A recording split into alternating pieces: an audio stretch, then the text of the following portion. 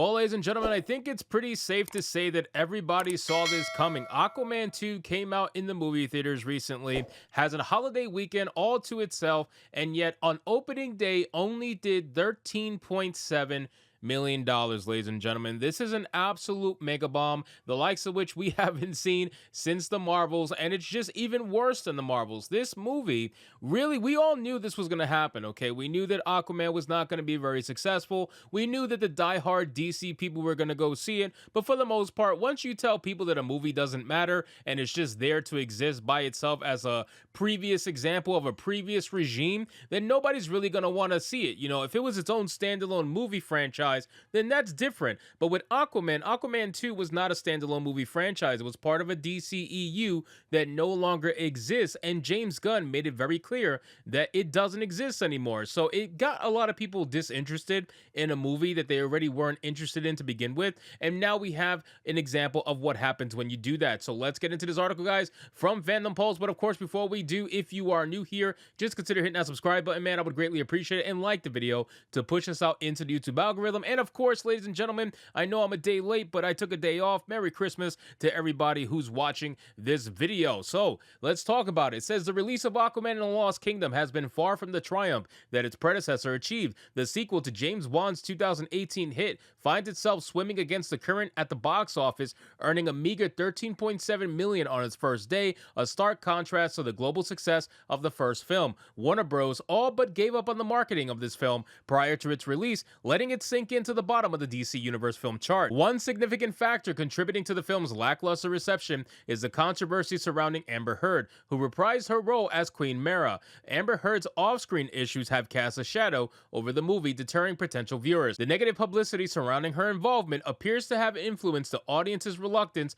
to embrace the sequel. Now, I know of a lot of people, okay? I know of a lot of people, mostly online, of course, but I know some people in real life as well, that were not interested in seeing this movie, specifically because they knew Amber Heard was going to be in this film. Whether or not she was going to have a prominent role or not didn't really matter to these people. All that mattered was not supporting a film that Amber Heard was in, because Amber Heard literally screwed over Johnny Depp any way that she possibly could. Now, again, I want to make it very clear. I don't take anybody's side on that particular altercation because, one, you can never really know what's happening in someone's relationship when you're outside looking in, and number two, let's be real, Johnny Depp probably wasn't very innocent in the entire debacle, but I will say it was very clear from the get-go, and I remember saying this many videos ago, that Amber Heard was lying through her fucking teeth the entire time this whole thing was going down. And I'm glad that Johnny Depp got the very rare treatment of being proven to be innocent in that little particular regard, because that doesn't really happen too often, as Jonathan Majors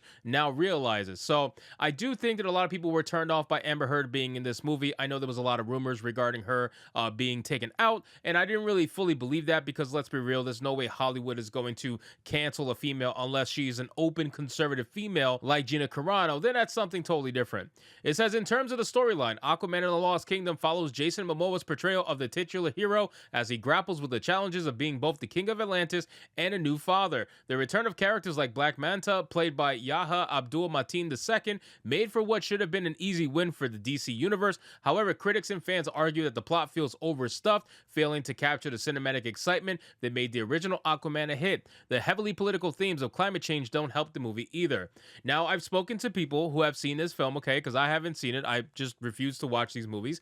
And a lot of them say that the climate change stuff is not really that heavy-handed, and that it's actually a good father-son film, something that you really don't get to see too often in Hollywood right now. So I will give the movie the benefit of the doubt that it actually has some pretty good themes in there, but unfortunately, I don't think it's enough to overcome the bad writing, overcome the bad CGI, especially that I'm hearing a lot of people complain about. And some of the clips that I've seen, the CGI looks really bad, so I do believe those claims, but still, it's not enough to save this film. This film has a lot going against it. We knew that from the start. We knew that this was not going to be a big hit. We knew this film was probably going to lose a ton of money for Warner Brothers, but it really doesn't matter. At the end of the day, they have their new plan. They have their new savior for their new DCU. That this is the third time that they're doing it now, and they're going to get it right this time, they promise. But but I just don't think it's going to happen, ladies and gentlemen. It's very clear that unfortunately the people who are running the show over at DC is just not really doing a good job. And maybe James Gunn can do a good job. Who knows? He does make pretty good movies for the most part,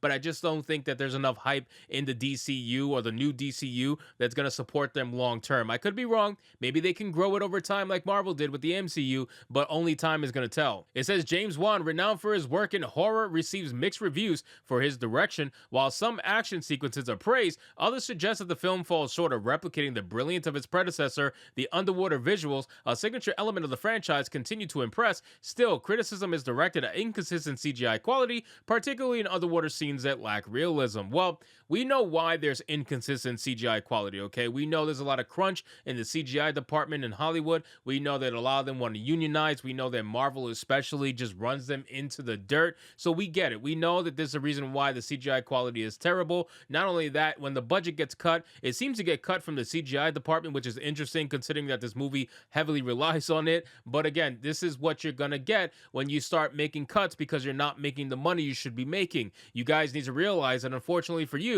your bad writing on top of your bad messaging all combined is going to make you lose money to the point where you're not going to have enough to subsidize this garbage that you've been putting out for years now. It says this news for the opening night comes from even a worse preview night where Aquaman made a low $4.5 million, similar to the preview night of DC Universe's redhead stepchild of a movie, The Flash, which panned by critics and viewers earlier in 2023. With such low box office scores, it looks like Aquaman and the Lost Kingdom is on track to hit around 35 to 40 million prediction for the box office earlier this week, man. That's really bad. I mean, I really don't know how else to say it other than that. It is really, really terrible. And it's just an example of exactly where the DCEU was at. You know, this movie signifies the end of the DCEU as we knew it, and these numbers pretty much show where it was at. So I would be very curious to see what the first movie that DCU comes out with, I would be curious to see what that movie does, because that's going to determine the success of the movies afterwards, right? So we'll see what the hype is with the first movie that James Gunn releases, but whether or not it actually does anything worth note, only time's gonna tell. So then it says, compounding the challenges, the film faced a lack of anticipation, which we talked about. The sequel struggles at the box office are noteworthy, especially when considering the success of the first installment. Well, it's no different from the Marvels compared to Captain Marvel. You know, Captain Marvel did over $1 billion because it was the right time, right place, not the right movie, but it was the right time, right place. This film did the same exact thing, so it's no surprise that the sequel's bombing so bad compared to the original.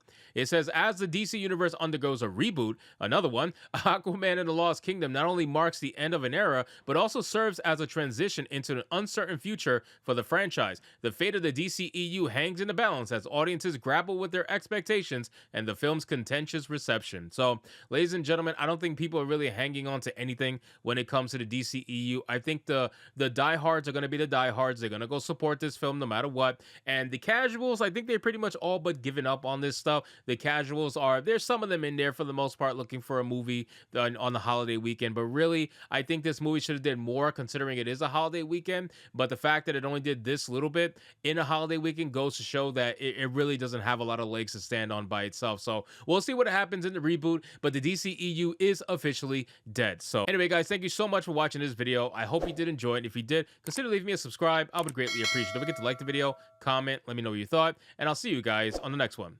Hypnotic out.